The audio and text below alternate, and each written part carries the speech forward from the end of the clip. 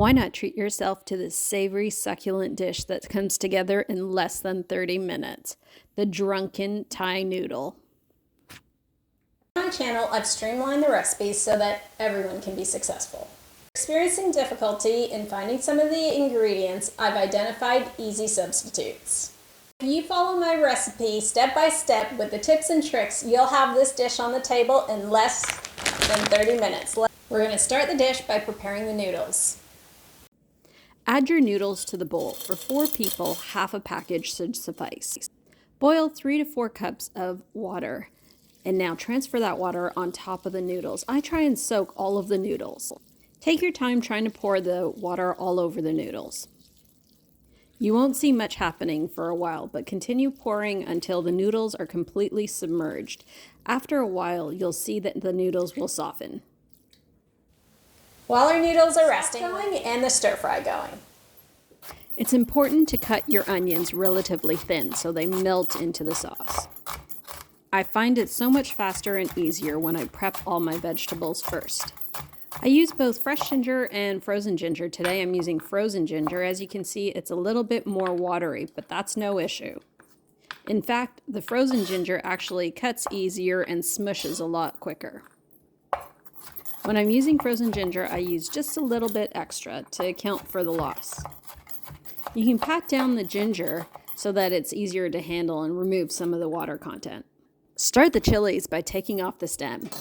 Now cut at a diagonal. If you find that you don't want a spicier dish, then you can remove the seeds first. Wear gloves if you're sensitive. I just sliced thin slices of garlic.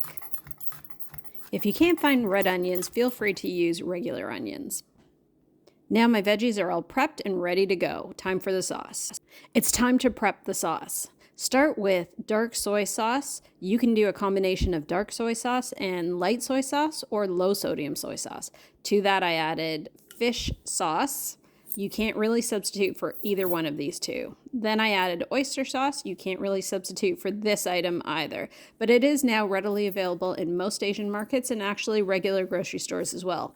I added in brown sugar. The exact measurements and ingredients are in the description box below, and I add a little bit of water to thin out the sauce. Continue to stir this sauce until you feel like the granules of the sugar have completely dissolved. We're almost ready to bring this whole dish together. Get your wok or high-sided fry pan ready on high heat and add the oil. Let it sit for a minute so that the oil heats up really well. Add your ginger, chilies, and garlic. Stand back, there will be a few intense fumes for the first 10 seconds. Let these ingredients get to know each other really well and toast up for at least 2 minutes. Once you see the edges of the garlic browning a little bit, it's time to add the chicken. I've used a combination of chicken thighs and chicken breast. You can certainly use whichever you please. The goal is to get a nice crispy exterior with a nice juicy moist interior. Time to add the rest of the ingredients, the onions and the green onions. Mix all of the ingredients well and let them get to know each other. The flavors will start merging. Stir this mixture every 1 to 2 minutes. If you like the heat, add a teaspoon of chili flakes at this point. Stir it up really well and let it sit for another few minutes. I'm cooking through the chicken till it's about 3/4 of the way done, and the reason being that as soon as I add the sauce, the temperature of the dish goes down, so it cooks a little bit slower, and if I add the noodles, I don't want the noodles to overcook, so I get the chicken to about 3/4 of the way done. As you can see here, the chicken is mostly done. Time to add that delicious sauce right on top. Try to coat all of the chicken pieces with the sauce by stirring this mixture really well. There's no rush. You want some of the liquid of the sauce to evaporate and cook through. With all of your ingredients prepared, this dish comes together in less than 30 minutes, so it's a great weeknight option. When you see the sauce starting to thicken a little bit, it's time to get the noodles ready. Drain your noodles from the water. This recipe also freezes really well, so if you want to keep a portion for lunch for the next day or two, don't hesitate. Now that the sauce is bubbling, time to add our rice noodles. I use the medium-sized noodles. You can certainly use the thicker noodles if you like. This recipe doesn't particularly work well with the extremely thin vermicelli noodles, but it's always a personal choice. Continue to stir the sauce through the noodles. You'll find that the noodles are a little bit tougher to stir at the beginning, but it does gradually get easier. Keep pulling the ingredients from the bottom, the sauce and the chicken, to the top and rotating.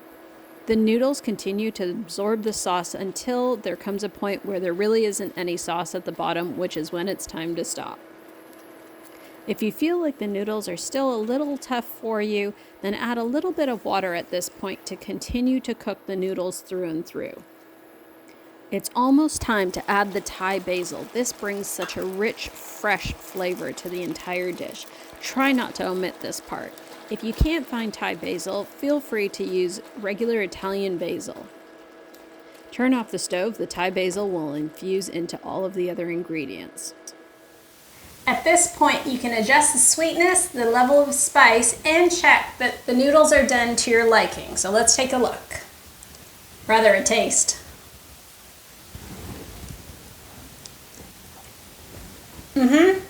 Done perfectly for me. This is one of my favorite Thai dishes, and this is the moment that I wait for. It really is so delicious. You're going to fall in love with this the first time you make it. For more interesting, easy to make recipes under 30 minutes, subscribe to my channel. I look forward to seeing you soon.